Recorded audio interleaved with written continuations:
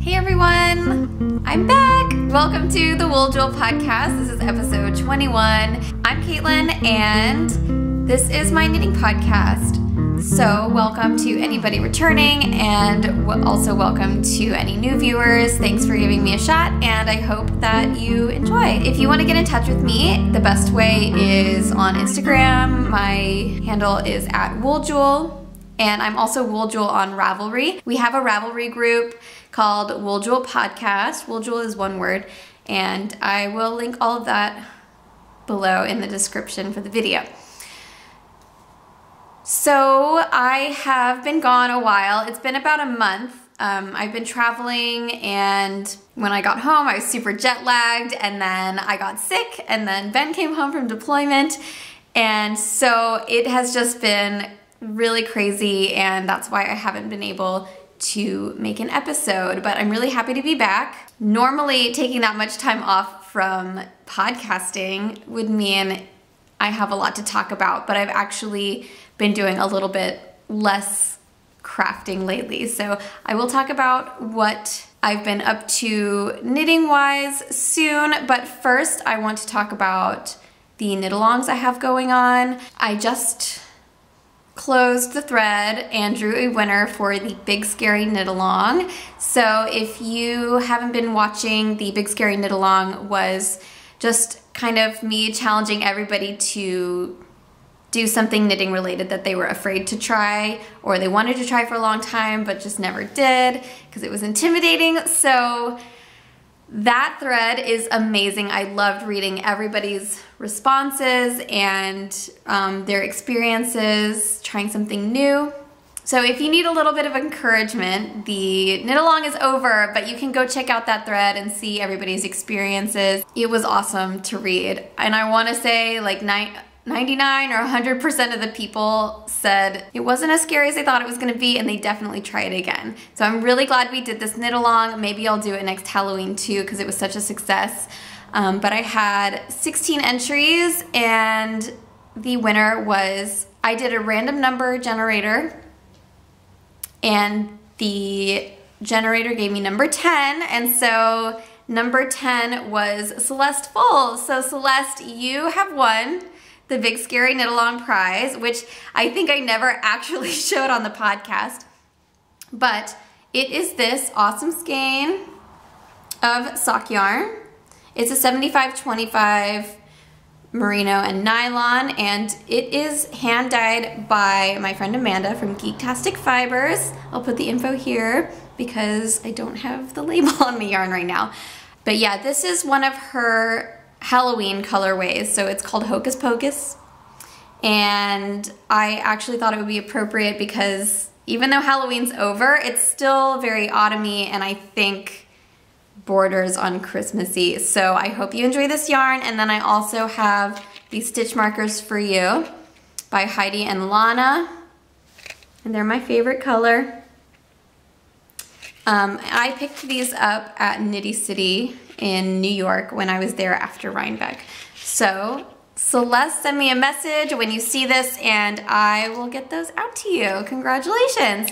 So the other knit along I have going on, it's called the Any Sock'll Do Cal, and this is for any type of sock that you want to knit, and pretty much the only rule is that you cannot double dip. So I originally started this knit along because the socks that I knit never seemed to fit the requirements of sock knit alongs because of the weight of yarn I chose, or I wanted to make them shorties and so there wasn't enough grams, so etc. So if you're not entering your socks into any other knit along, I will welcome them into mine, and this is going to be running through the end of the year. The chatter thread is the same as the FO or entry thread, so the more you get involved and the more socks you submit and the more chatter you contribute, you will have a better chance of winning. And I don't have an exact prize for that yet, but it'll probably be something sock related, and I will draw for that in January. So definitely get over there and enter your socks. So today, knitting wise, I don't have a whole lot of stuff to show you. I have I have one major work in progress, I have one finished object, and then I may have a special guest joining me to show you another work in progress a little bit later. And then for Block It Out, I will talk a little bit about my experience at Rhinebeck and my trip to New York City. And I actually did vlogs for Vlogtober, but only on the weekends. So I'm gonna compile all of that footage and put it at the end of the video. So if you wanna see more in detail what I've been up to, that will be after Block It Out. And I also want to apologize. Last time I filmed an episode, I mentioned that I'd be doing the Wool Booty video and setting it to upload while I was away so that it wouldn't be such a huge gap between episodes. That clearly didn't happen. I actually did film Wool Booty, but if you saw my last episode, you know how like frantic and stressed out I was. And the Wool Booty video ended up exactly the same way. It was kind of a mess and it was really unorganized and it was much more difficult to edit and I didn't have time. I just simply didn't have time to finish editing it before I left for my trip. So I'm really sorry. I will try to redo it and make it better and more pleasant to watch. Even though for some reason you guys seem to really get a kick out of me being crazy last time. Anyway, I will get into my works in progress now. Okay, so in my yellow Fringe Supply Co. field bag, I am keeping my eyeball shawl. I think I've shown this before, but I didn't have much done, or I at least showed the yarn I was gonna use for it. So let me start with the center of the eyeball. So here's the pupil and the iris. It is turning out so pretty. I love the really autumny colors.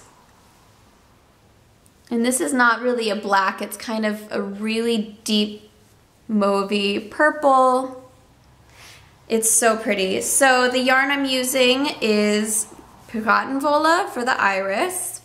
And this is a hand dyer on Etsy. And her yarn's really affordable. Her sock yarn is €11 per 100 grams. So it's not merino. It is kind of a toothier wool. It's not the softest yarn. It's not merino, but it is really, really worth the price. I mean, €11 for 100 grams is kind of amazing, especially for these really great colors that she does. I've ordered her yarn a lot and I've always been happy with what I've gotten. And it's perfect for stocks.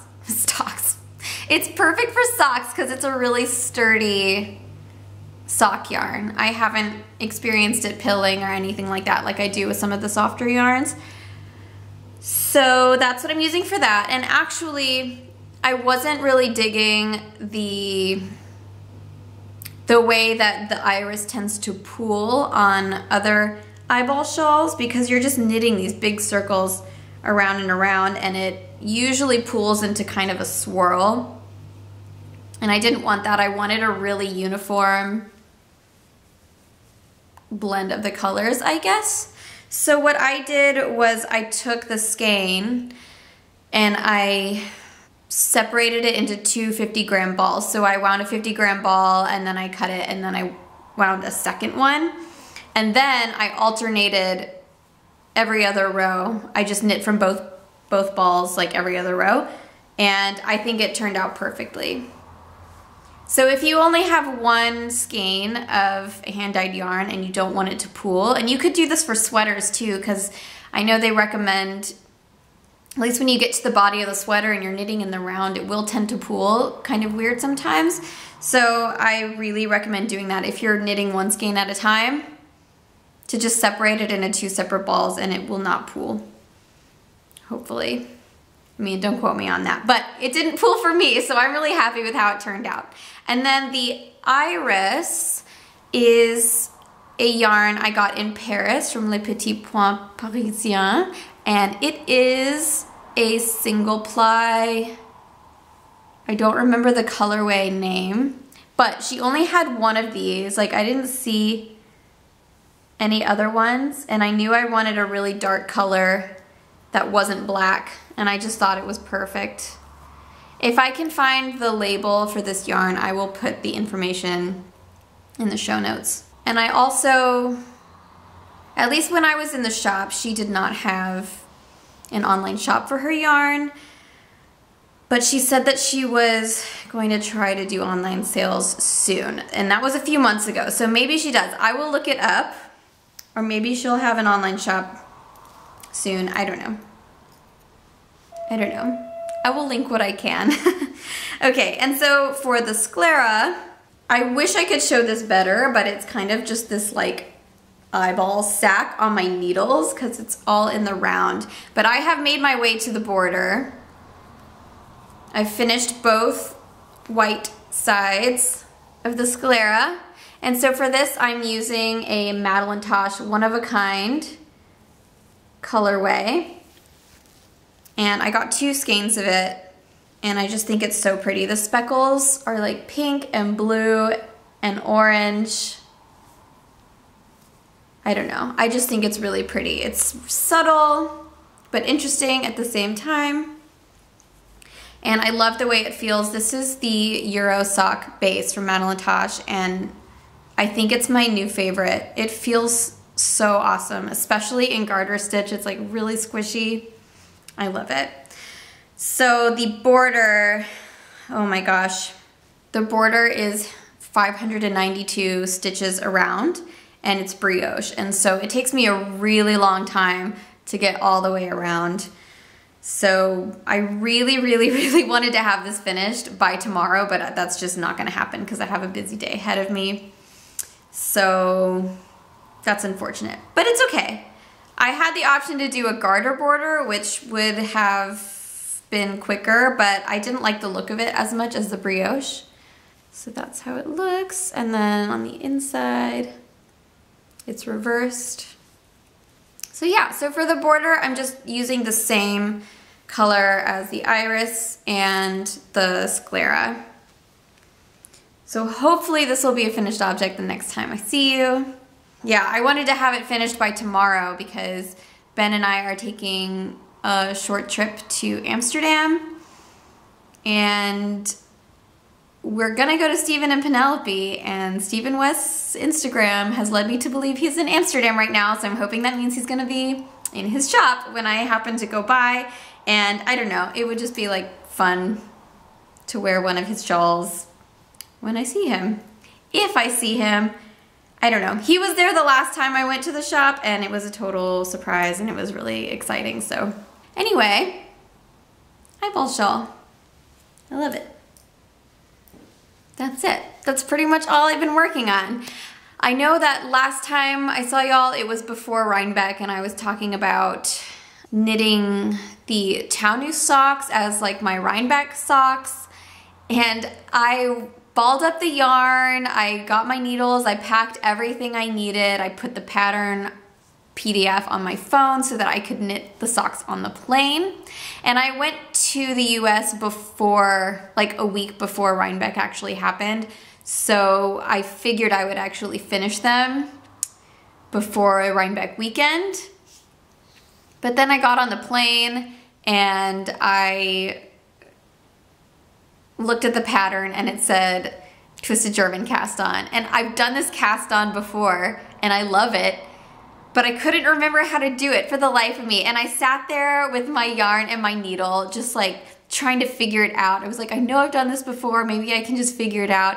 And so I just sat there for like 45 minutes just trying different weird ways of casting on to see if I could remember what it was, and I couldn't. And I even debated paying for the internet on the flight just to get on YouTube and look up how to do this cast on, but I decided that would be a little ridiculous. So I didn't do it. I didn't cast them on, so I wasn't able to get them done. And it actually ended up being fine because the needles I brought to knit those would really only work if I was doing 2 at a time like I do usually, but I wanted to do these socks 1 at a time Firstly, because I've never done that before, I thought it would be good to try. And second of all, because the socks are like a mirror image of each other. The textured pattern on them is a mirror image. It's not, you're not basically knitting the same exact sock twice. And so I thought it would be easier to keep the chart straight if I was just doing one at a time. But the needles I brought didn't make it easy to do that because they were a little too short for a magic loop, but obviously like way too long to do it in the round. Yeah, so that was kind of a fail. So I don't know. And now I have to get into Christmas knitting mode, so I just don't know if I'm gonna have time to do them. But maybe I'll cast them on and just kind of see what I can get done on them, because the yarn I was using was really pretty. I don't have it around here right now, so yeah, once I get them cast on, I'll show them to you. Yeah, I haven't been knitting much else than my eyeball shawl because honestly, Rhinebeck kind of overdosed me on yarn and knitting. It was, don't get me wrong, it was super, super fun, but it was very overwhelming. And also in the lead up to Rhinebeck, I knit, I think 6 sweaters. In August, I challenged myself to see how many sweaters I could finish before Rhinebeck. And I finished 6. 2 of them were like 50% finished works in progress at the time, and so I didn't knit 6 whole sweaters, but still like 6 finished object garments in August, September, and half of October. That it was like a lot of knitting. It was a lot. And I also needed a lot of stuff to keep me busy while Ben was gone on deployment, so I don't know. I think I just kind of like, I just needed to take a step back. And I was so in the mode of like must finish sweaters that I just wasn't even thinking about other projects at all. I usually have projects in my head of like what I want to do next or what kind of thing I want to try. But I was so in sweater mode that I don't know, I just couldn't think past Rhinebeck, I guess. And so when I came home from Rhinebeck, I'd finished sweaters and my eyeball shawl, and I was like, well, now what? I don't know. I have no plan. So I'm kind of taking a step back and I'm thinking carefully about what yarn I want to use. My stash is kind of out of control right now. I really want to do some stash knitting before I do any major shopping. I didn't even buy that much at Rhinebeck because it was very overwhelming. So yeah, I guess I'm just in like thinking mode now. And the eyeball shawl got a little bit boring to knit because it was stockinette in the round and then garter flat back and forth. So it's just a lot of knit stitches. And like I said, going around the border now is almost 600 stitches around. So I don't want to say it's a boring knit, but it is one of those mindless knits that you can like watch TV or whatever. And I need to have both. I need to have something mindless and then also something that takes a little bit more thought. And I just don't have a project like that right now. So I was getting a little tired of knitting on it and I like going back and forth, and I just had this one project, so I got a little tired of it. I don't know. I gotta think carefully about what I'm gonna do next. And that includes Christmas knitting. I just have a lot to think about. So that's why I don't have so much to show you guys. And I'm rambling, but it's okay. So actually, the other thing I wanted to show you guys in works in progress is that my husband Ben knit me a pair of socks. So while he was on deployment, he was super bored because they had a lot of things get canceled, and so they had a lot of downtime to just kind of sit around and wait for the next thing to happen. So I sent him some yarn and needles and I told him to get to work, and he did it. I talked him through how to knit a pair of socks without a pattern through video chat. So it was a success, and I'm hoping that he will be home from running errands before I have to finish filming so that he can show them to you and talk about them a little bit, and you guys can meet Ben. It's Ben. Hey everyone. This is my husband Ben. Hi. And he has a work in progress to show you.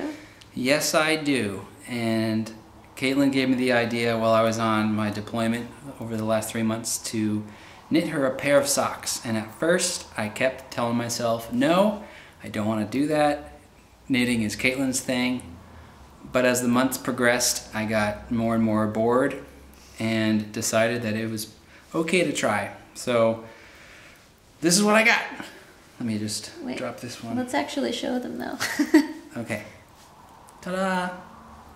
This one is more or less complete. I just have to weave in some ends. But at first, I made the ribbing too tight and the bind off extremely too tight. And so when Caitlin tried to put it on her feet, they did not fit. They didn't get past my arches. Yeah. So. Well, why don't you back up and tell them what yarn you're using and what size needles you're using? I don't know what kind of yarn this is. Well, let's show them the ball. Oh. I got this self-striping yarn at just a local yarn shop here in Germany. There's so much of this stuff everywhere and it's really cheap. So I think that this is a Schackenmeyer brand sock yarn. I just like the colors, so I sent it to him. Yep, and it was I think it's a nice, inexpensive yarn to start with, so that I could not destroy a fancy, hand-dyed yarn that Caitlin, drools over at yarn fests and stuff. So, when I first started when I first decided to start knitting it, it took me about 3 weeks to cast on this sock. Why was that? Because I had needles that were far too small. So when I decided to send him yarn and needles, I couldn't send any of the ones I normally use because all of them had projects on them currently. So I didn't have any empty needles to send him, so I just went to a local shop and they only had a US 3 and a US 0. And so I sent him the zeros, which are really, really tiny and smaller than what I even like to use, but I figured what difference does it make? So well, it actually makes a big difference. It made a big difference. It was just too tiny and fiddly for him. Yeah, it was a combination of me not having as much dexterity as I thought I did, and my fingers being too big for the little tiny needles. So it took me 3 weeks to cast on, which I finally did, but it just was extremely frustrating, and I wanted to quit many, many times, but I didn't, because I had a lot of time. Yeah, so I knew it was difficult for him, and so I went back to the store and I got the size 3s and I sent those to him. And did it help? It sure did. It helped a lot. So he was able to actually get the sock going pretty quickly after he tried the bigger needles. And I was really surprised. I thought that it was going to be an extremely complicated process that I would not be able to figure out on my own, which at times it was. And I dropped a lot of stitches and had to figure out how to pick them up again. But I did it all by myself, and Caitlin helped here and there. Yeah. But I was... What kind of cast on did you do, Ben? Judy's Magic cast on. Yeah. Very good. And then I used the Fish Lips Kiss heel, and the Jenny's Super Stretchy Bind Off. Jenny's surprisingly stretchy. Surprisingly super stretchy bind off. Right. So actually the ribbing was too tight when he brought them back, because I told him that sometimes I will go down a needle size for ribbing, but since he only had the 3s and the 0s, he did the ribbing in the 0s, it was just too big of a difference. So it was really tiny. And then also did the stretchy bind off in the 0s. So it wasn't stretchy enough to make the difference. But also, like, whenever Caitlin makes me socks, I really hate it when they fall down. So I decided that I was going to try to make them a little bit tighter for the ribbing. That way it would stay up. But I guess I just got too tight. Carried away. It was just too tight. So what did we do to fix it? Well, we first put a safety line in, which Caitlin did for me because I...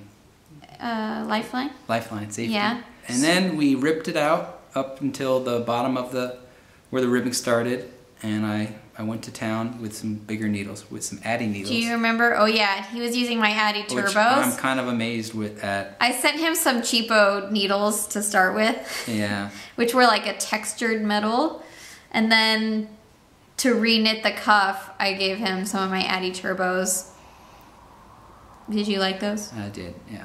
Why did you like them? I liked them because they're smooth. Yeah, they're really smooth and they go fast, and that's my needle. And I just want to say that when you're sitting in a passenger terminal waiting for your flight, and there's a squadron of army guys sitting around you, and you're knitting, you get a lot of weird looks. Knitters get weird looks all the time from all types of people. So I learned a valuable lesson. What lesson? Confidence. Oh, you think knitting has made you gain some confidence? Yeah, I gained some confidence, and I believed in myself, and hard work pays off in a sock nice. for your wife. I also really like knitting because since I'm a bass player, I use my hands a lot.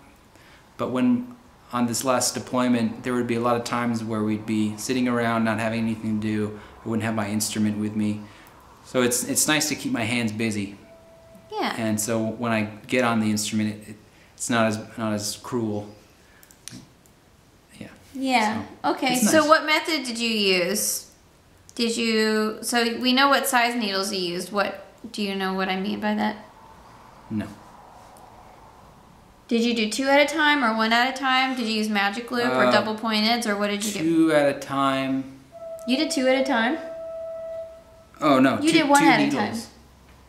1 sock at a time with 2 needles. 2 circulars. 2 circulars, which got really confusing because there's a lot of cables everywhere, and everyone would some of my friends who are knitters were looking at it and just giving me weird looks because it looked like... The cables were a little on the long side to do the 2 circular method, so there was just like cables and needles flapping everywhere. Yeah, it just...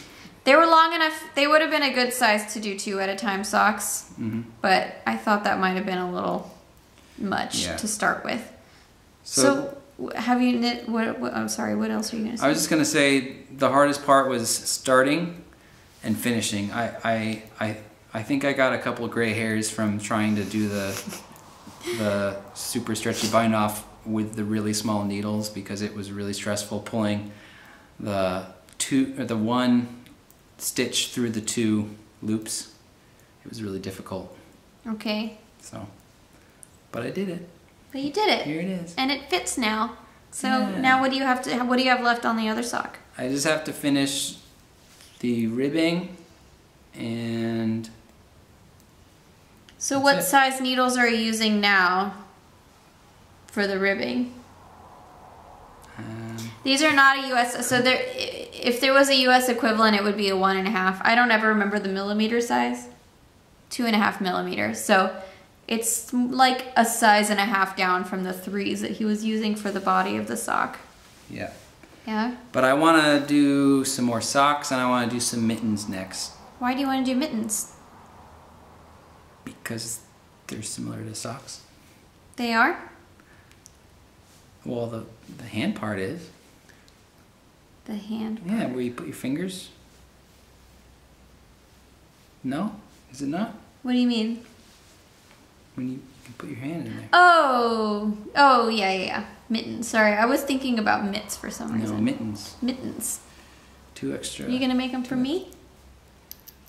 We'll see. What else have you knit besides socks? I knit 2 Christmas stockings to get extra presents. Why did you do that? Because I wouldn't get presents if I didn't. No.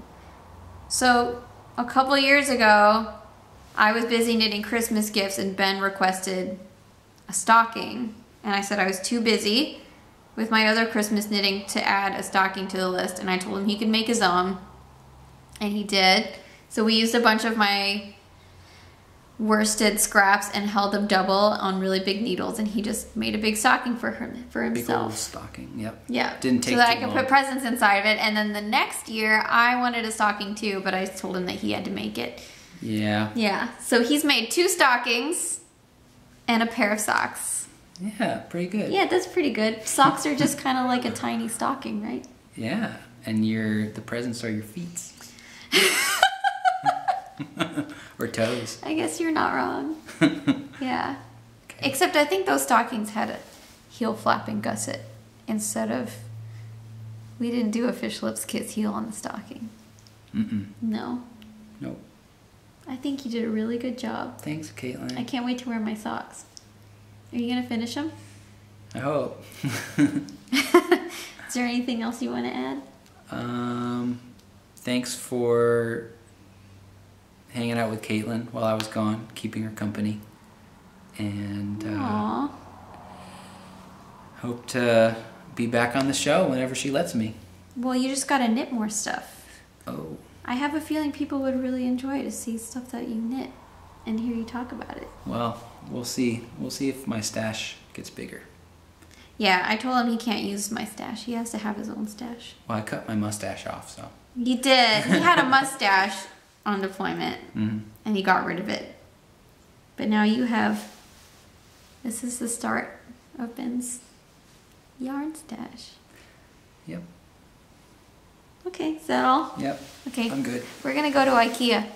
So now I will just get into my finished objects. I said finished objects as if I had multiple, but I only have the one. And it is this awesome sweater. It's like an oversized, crazy, woolly, really thick, amazing sweater. This pattern is called the Blue Explorer by Julie Blau, I believe. I really hope I'm saying her name right. But she is a German designer, and she called for test knitters for this pattern, and I thought it looked really fun. And the yarn is Olafos Lopi yarn, which is a single ply, bulky weight yarn. And if you haven't knit with this yarn, it is like real rustic. And I know when people say rustic, they mean like scratchy. Like, let's be real. Rustic equates to scratchy most of the time. So it is definitely outerwear. It's not the worst next to the skin, but I wouldn't want it like up near my face, which it's not because it's a little bit of a boat neck. It's kind of wide here, so it's kind of perfect, so you can put like a softer cowl over your neck if you wanted to. But it's oversized through the yoke and the bust area, and then kind of at the elbows are these fitted arms. So I really like this fit. I think it looks really cool. And the color work, it looks a little complicated, but it was actually really, really simple. She has a special little way of making the color work really stand out, which it's a paid for pattern, and I don't want to give away the trick she uses because it's really simple. But that's kind of the main feature of the pattern. So yeah, the actual pattern or the sample she knit was this light gray beige color for the main color, and then the stripes faded from a dark blue to a lighter blue, which I thought was pretty, but I didn't want to have to buy separate skeins for all of these stripes. I just wanted to buy one. And the Lopi is really relatively inexpensive. 100 grams was €5.30, I think. So this whole sweater was about €40, which is awesome. And I think I even have a whole skein left over. But yeah, I mean, so if you wanted to do separate colored stripes, then it still wouldn't be that expensive because they're less than €6 a piece. But yeah, I knit this on my flight from Germany to the US, and I was hoping that it could be one of my Rhinebeck sweaters, but Rhinebeck was hot. It was in the 70s, so I ended up just wearing a couple of more lightweight sweaters that I had finished previously and not actually wore my Rhinebeck sweaters, which were an Aran weight and this one. So that wasn't gonna happen. But I did finish it in time because the deadline for the test knit was while I was on vacation. I guess the only other thing I really have to say about it was I was really worried that the yarn wasn't gonna come in time because I ordered it from Iceland and they told me the maximum shipping time was gonna be 15 days and it came after that window. And so I only had 6 or 7 days to finish this, and I did it. So this is a really quick knit. I can't remember what size needles, but it might be a 9 or a 10. I think a size 10 needle, US. So yeah, it knits up really, really fast. You know, might make a good Christmas gift because it's not that expensive and it's really, really quick. And these colors are not really what I would usually do, but I thought if I wasn't going to be fading these stripes or if I was just gonna do them all in one color, that the black and white would be more striking and make more sense. And I was also really inspired by Tommy from W.I.P.s Productions because she was doing her Deep Dark Night knit along.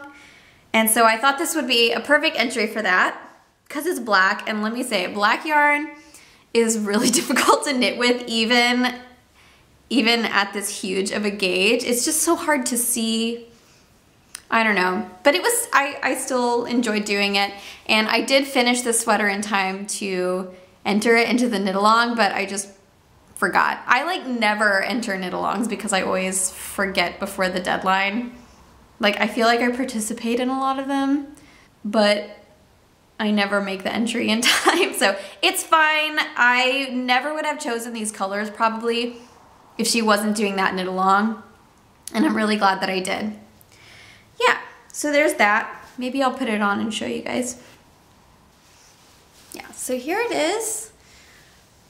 Yeah, I really like it. I'm wearing a long sleeve t-shirt underneath it, and it is really cozy. I am really digging how it feels while I'm wearing it, and I feel like a lot of times these oversized shapes make it difficult to move around, but this one does not feel that way.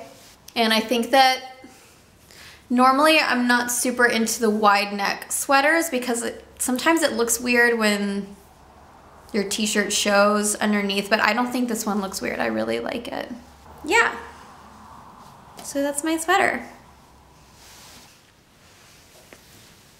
Woo, the sun is so bright. Oh my gosh, yikes. I'm gonna close the shade. Yeah, oh, I totally forgot to mention what I'm wearing today. This is my Mezzo cardigan by Alexis Winslow.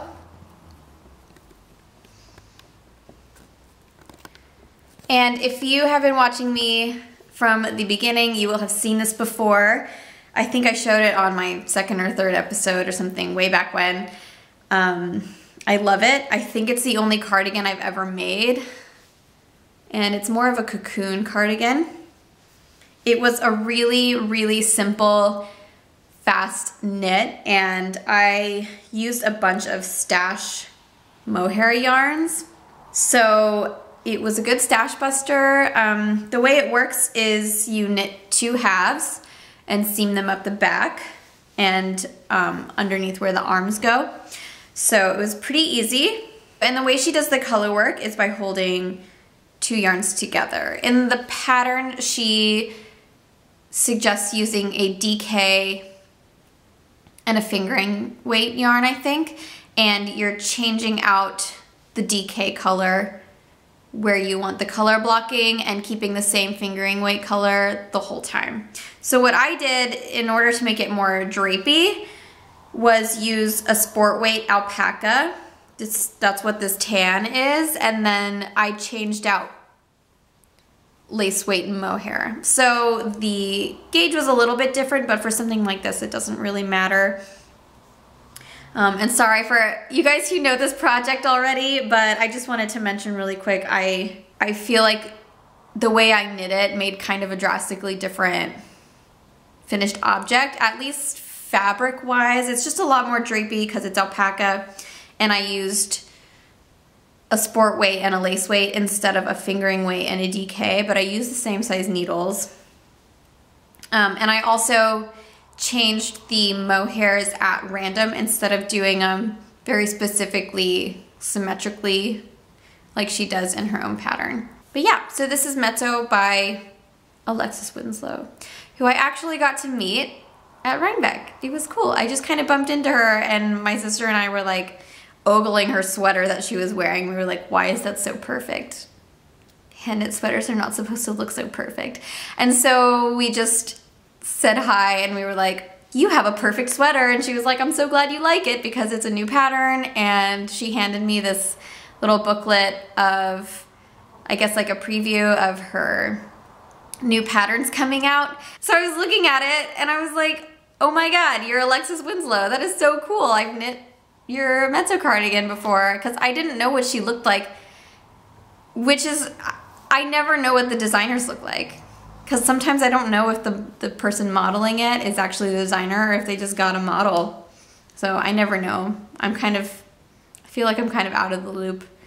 But yeah, it was cool to meet her, and she has some really, really awesome patterns coming out, and so maybe one of her new cardigans is gonna be a cast on for me soon. We'll see. Anyway, so that is it for finished objects, and I actually am going to do a tiny, tiny mini wool booty right now. I'm just gonna show you what I picked up at Rhinebeck, and I'm so sorry, Tommy. I did a swap with Tommy from W.I.P.s Productions like a while ago, like several weeks ago, and I talked about it. I talked about what she sent me in my wool booty thing that actually never got uploaded. So Tommy, it's not because I don't love what you sent me, it's just I talked about it and then I never uploaded it, so I'm really sorry, but I do want to show you guys the yarn she sent me because it is her own hand dyed. It's Moonstone Dye Works, and this color is just so perfect. It's like everything I love about yellow and green and chartreuse, and it's amazing. Thank you, Tommy. And I actually really, really love this base. It's a sock yarn, and I love this like twisty, bouncy ply that some sock yarns have. So that is my favorite. I love it. I'm so excited to try this out. And the name of the colorway is Pastoralia. So yeah, if you want to check out more of her yarn, she has an Etsy shop, etsy.com/shop/Moonstone Dye Works. Yeah, and then her podcast is W.I.P.s Productions. And she also sent me this amazing spinning fiber from Spun Right Round. It is so pretty, and it looks like it's gonna be so much fun to spin up. I have been spinning a lot of undyed plain white wool because I just really want to get good and like feel like I'm spinning an even yarn before I use the fancy stuff. But I feel like I'm almost there. I'm pretty good with the drop spindle now, so I think I just need to decide if I want to do this on the wheel or the drop spindle. But yeah, this looks really soft. I'm gonna pull out the tag so I can tell you what it is. Oh, okay, so this is Targhee, and it is called, the colorway is Snow Pants. I love that. I love that so much. Yeah. And I love it. I actually don't have any Targhee, so I'm excited to try it. Usually, since I'm new at spinning, I have been trying to get different types of fibers or different types of blends. So I don't think I have any spinning fibers that are the same fiber type or the same blend. So this is perfect because I didn't have any Target and now I'll get to try it.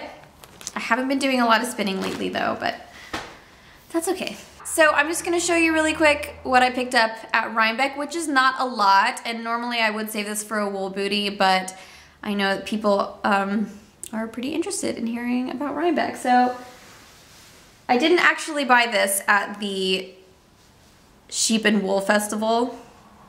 I picked this up at the Jill Draper Make Stuff open house, which was on the Saturday of the festival.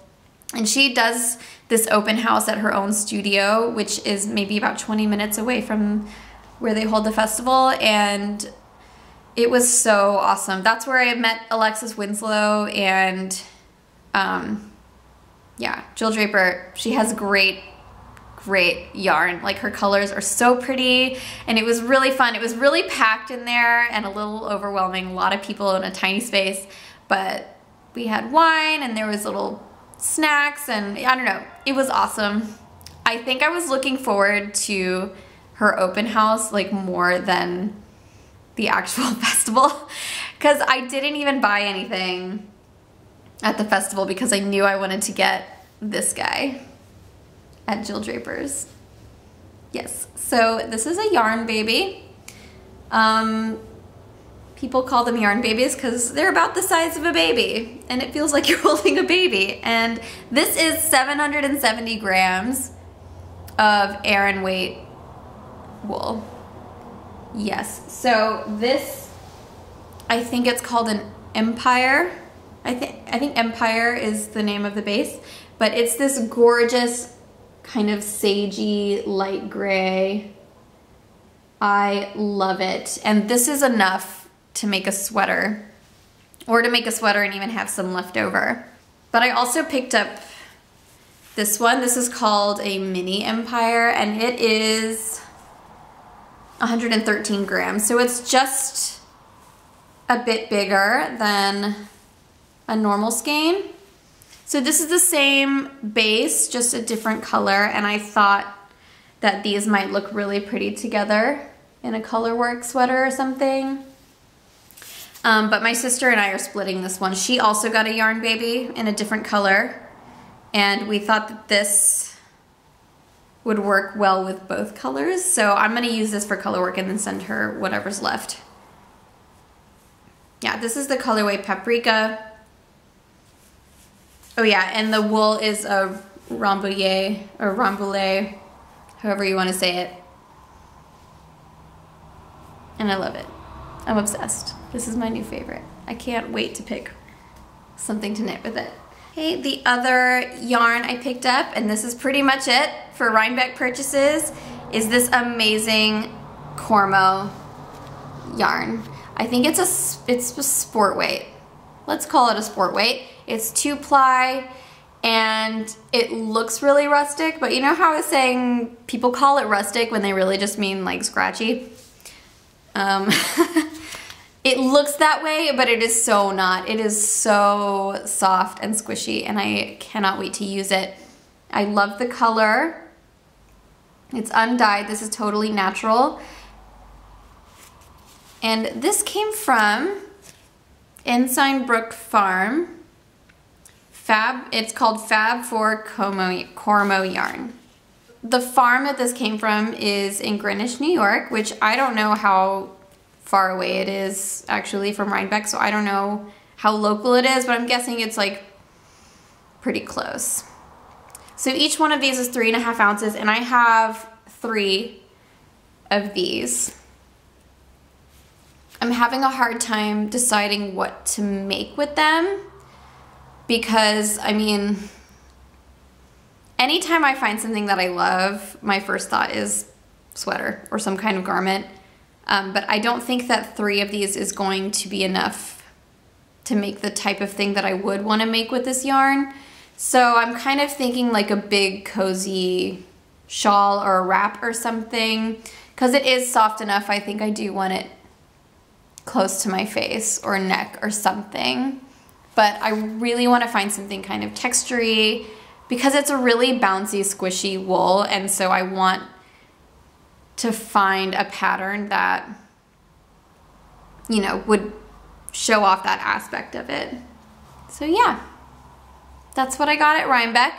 And so that is about it for yarn and knitting related stuff. I will go into block it out now. So if you don't want to hear about my life and what I've been up to for the past month or so, then I will see you next time. And thanks so much for hanging out with me a little bit. Yeah, so my trip to the US was about 2 weeks long.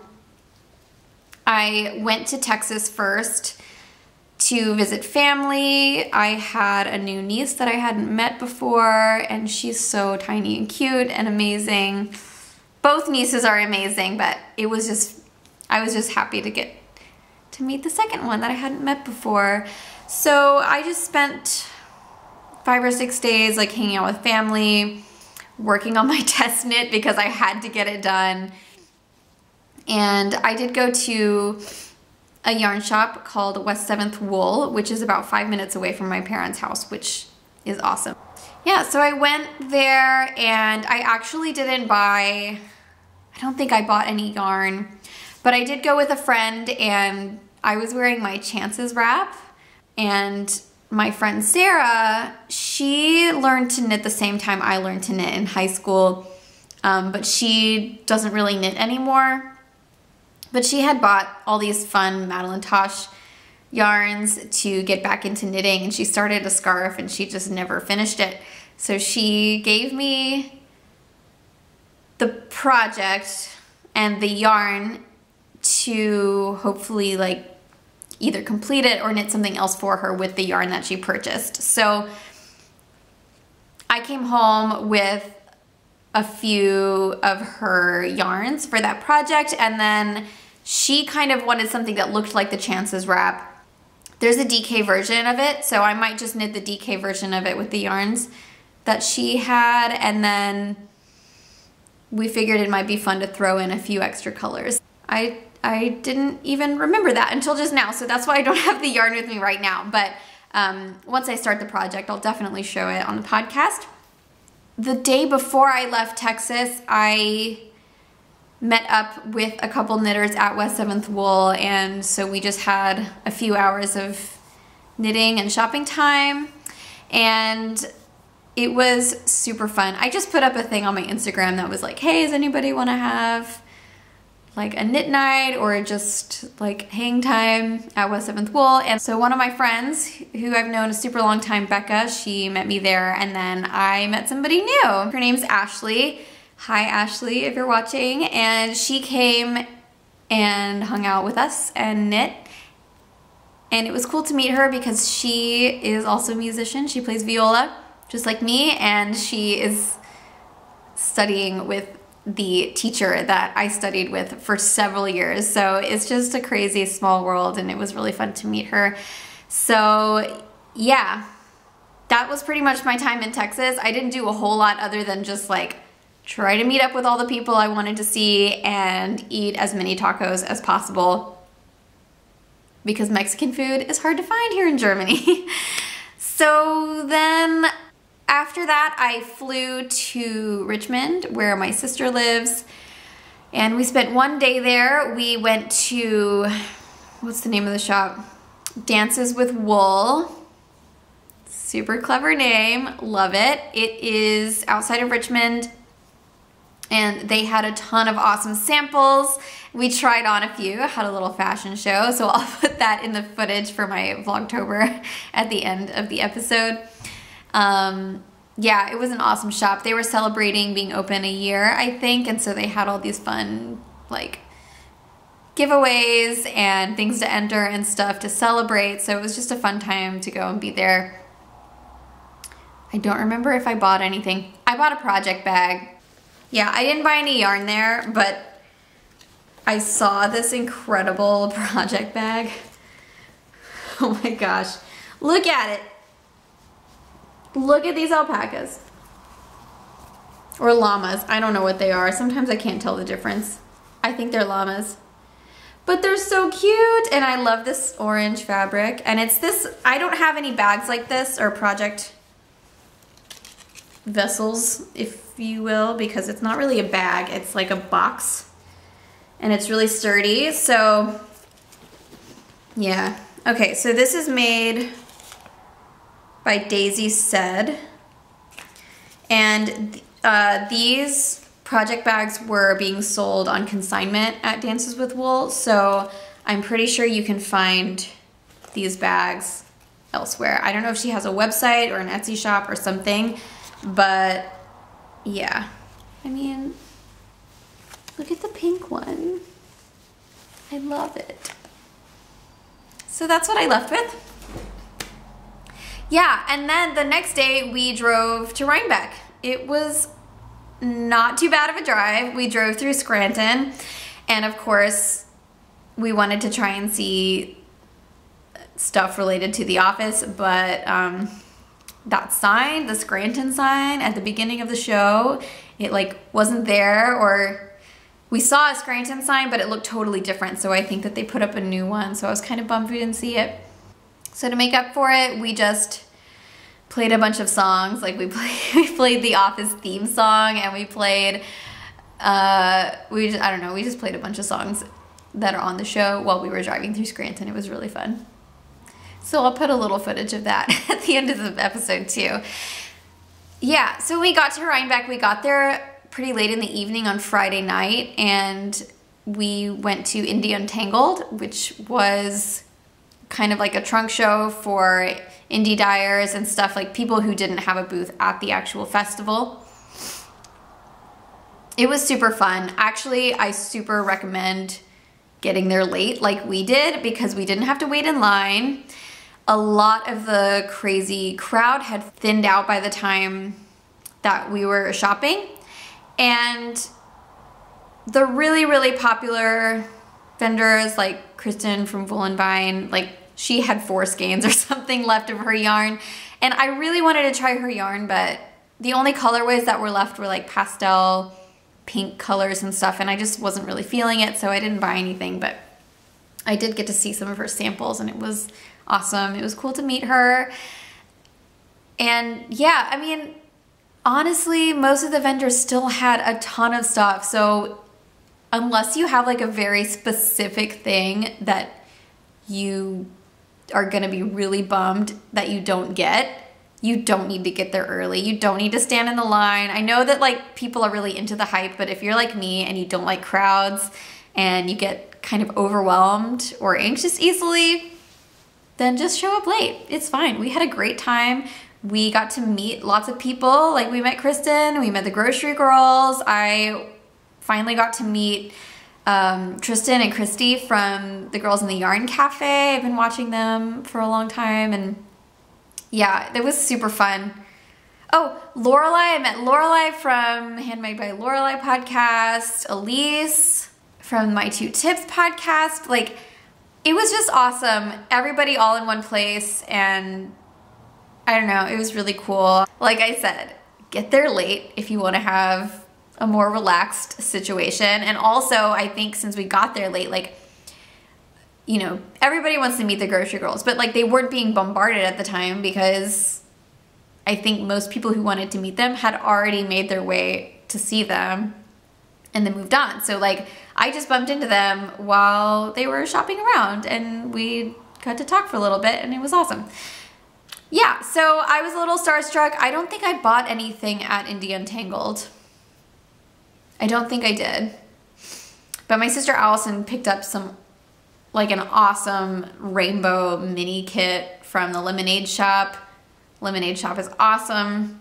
But yeah, I felt like I was kind of on a mission to get some really woolly wool, like natural, local to New York, not dyed, stuff like this. This is exactly what I wanted, and so this is what I got, and I was holding out. There was so much beautiful hand-dyed stuff at Indie Untangled and at Sheep and Wool, but I have so much hand-dyed right now, and I just don't really feel like knitting with it right now. I really want to knit with stuff like this right now. Maybe because it's winter and I just want something like warmer and cozier than like hand-dyed superwash fingering weight. I don't know, just need a little change of pace right now. Thinking about how much of a success being late was at Indie Untangled, we decided to sleep in and be late to the festival. And that was such a good choice because we didn't have to wait in line. We got tickets online the week before or something, and so we just like walked right up, walked in. No line, no waiting, no stress. It was awesome. Yeah, it was still overwhelming though. Just I think the amount of stuff was more overwhelming. We didn't run into any like huge crowds, but we got there in time to kind of quickly go through a few of the buildings that had vendors before making our way to the Ravelry meetup. Oh, that's where I met the Mean Girls knit. So Rebecca and Stephanie, it was so fun to meet them. I've been watching them for a while too. Yeah, I don't know. It was so fun to meet everybody, but I just felt like I wanted more time to like sit down and hang out with them, but there was just like so many people. There was no time. There was no time for that. And also in the evenings, I was like too exhausted to do anything except just go back to our Airbnb and sleep. So I don't know. Maybe if I do another festival, I'll be a little more prepared and try to plan some like actual hangout time with the people that I'm most excited to see again. I don't know. I didn't do any planning before we went on this trip. I was like, I don't even know what to expect. I'm just gonna show up and let things happen. And that's exactly what happened. Yeah, and I'll share pictures and little videos I got of all the meetups and stuff. Sunday, actually my brother-in-law, Ben's brother, drove down because he lives near Albany. So he drove down and we hung out a little bit. We had lunch and we saw the Leaping Llamas, which I think was the highlight of Rhinebeck Sheep and Wool. Like, I don't need to shop. I just want to go and see the Leaping Llamas. It was the best. There was llamas, alpacas, and goats and things, and they just like jump over things. It was awesome. So it was a contest. So if they like knocked over the little bar, then they were out. But some of them were so cute, and like some of them, they just really didn't want to jump over this thing, but then they did, and it was really exciting. So I have a little bit of video from that, but I didn't get it there early enough to get an actual seat. So I was just kind of like crouching and like taking video with my phone through like a little hole in the wall. So I will show you what I can of that. But if you went to Rhinebeck and you did not see the Leaping Llamas, make sure you do that next year. Or if you plan on going next year, make time for that. It was awesome. Yeah, so we did the Leaping Llamas. That was the day that we also went and looked at all the other livestock. Oh my gosh, some of the sheep, they were just so sweet and so cute. And I loved them. And alpacas, they just have this like, I don't know, there's something about them, like they're staring into your soul and they know you. They know who you are. It's so crazy. Like some of them were just amazing and I just wanted to stare at them all day. Yeah, so that's about it for my Rhinebeck experience. I don't think that I had like that unique of an experience. I think I'm pretty much like everyone else where it was just a lot of stuff, kind of overwhelming, exciting to meet people and hang out. And actually the weather was lovely, but too warm to wear our sweaters, so we all had that same frustration. I wouldn't turn down an opportunity to go again, but I live very far away, so I don't think that I could afford to go back to the States just for this festival. I think that I have to do what I did before and kind of like do it at the same time that I'm taking care of other things in the States, like visiting family. Oh yeah, and then after Rhinebeck, I went to New York City for a few days, stayed with some good friends, and I went to Nitty City, which was nice. I had some time to kill because I was seeing American Ballet Theater, one of the evenings, and my friends were working that day, so I had a lot of time to kill on my own. So I decided to go to Nitty City and shop a little bit. I didn't really buy anything except for these awesome stitch markers for the knit along prize. And yeah, and there were some really nice ladies sitting at the table at Nitty City just hanging out and knitting, and so I decided to join them since I had like 3 hours to kill. So I knit with them for a while, and it was a lovely autumn day. It was like really misty, but not too cold. So after they closed, I went for a little bit of a walk through Central Park, and then I walked to the theater to see the ballet, which was amazing. It was awesome. It was my first time seeing Misty Copeland, and the repertoire was really, really good. It was actually a mix of a bunch of different pieces. It wasn't like one big ballet, so it was a nice variety. And I also went to the Gaynor Minden boutique to get fitted for some very special point shoes. Yeah, so it was kind of more of a ballet trip when I got to New York, and I was a little bit over the knitting for a while. That was most of my time in New York, was ballet stuff. And then I flew back. And so yeah, when I got home, I was so jet lagged. Like, I didn't even really get over the jet lag when I got to the States. So I was like kind of operating on Germany time, having trouble sleeping. And then of course, by the time I came back home, I was on US time. So I was never awake during daylight, which is, I have to film during the day because I don't have lights that would work in the area that I need to film. Even if I was awake during daylight, I was so groggy, and I just like couldn't make it happen. And then I got a cold. By the time I kind of got back on Germany time, I caught a cold. I couldn't breathe. My throat was so sore. Oh man, I really wanted to get on and podcast, and like, yeah, I'm so happy to be doing this right now. Yeah, and like I said, Ben came back from deployment, which is awesome. It's so nice to have him back. I feel like I did pretty well while he was gone in general, but towards the end, he was gone for about 3 months. He was gone for over 3 months. He left at the end of July. But towards the end, it was really starting to get old. I was like, okay, I'm over this. I'm ready to have Ben back. So we've just kind of been enjoying some time together. He is off work for a little bit to get a break, and that's why we're going to Amsterdam. We're just gonna spend some time together. That's what I've been up to. I'm just gonna stop. I'm kind of rambling now. I'm super out of practice, and like, I don't even know how to finish this thing. So I'm just gonna stop talking. Thank you so much for sticking with me. I really appreciate you guys' patience waiting for this episode to come out. And I will put up all my Vlogtober stuff, or weekend Vlogtober videos right here. Thanks again, and I'll see you guys next time. Bye.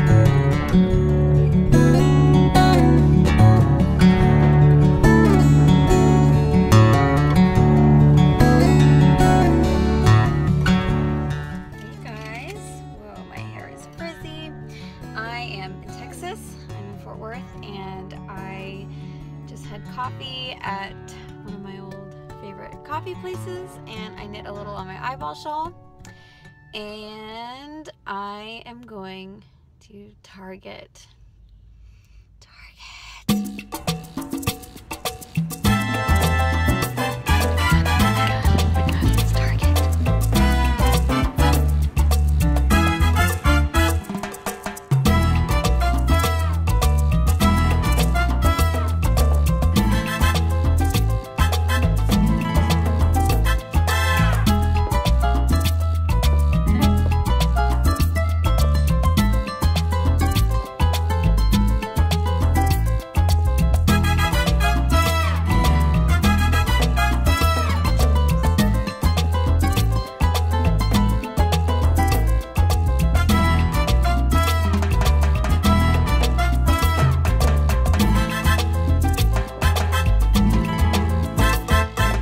Say hi to the YouTubes. Are you the owner? Right? Yeah, awesome. Welcome, we're glad you're here.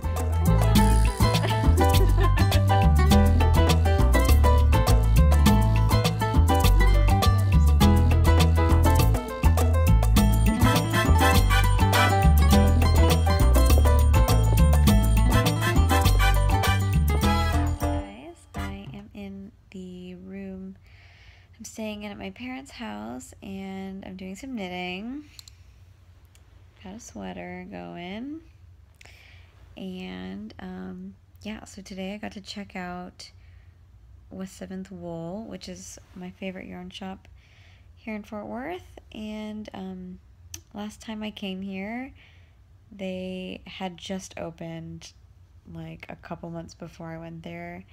And so they are just over a year old, and it's amazing. They have tons of awesome stuff.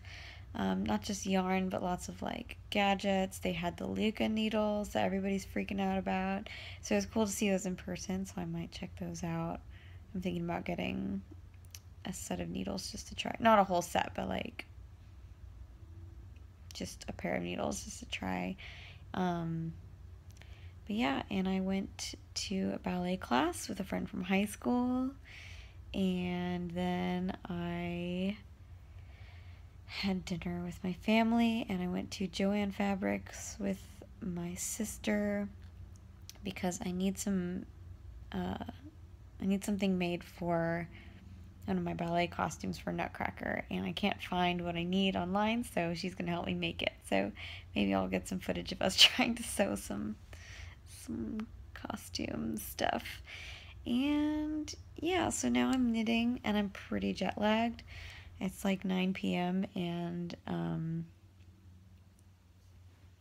I made plans stupidly to go out with a friend for drinks after he gets off work, and he gets off work at like 10 or 11 tonight. So I'm just knitting in bed and resting a little bit so that I am awake enough to see a friend. But it's worth it because I love my friends. But yeah, I'll see you guys tomorrow.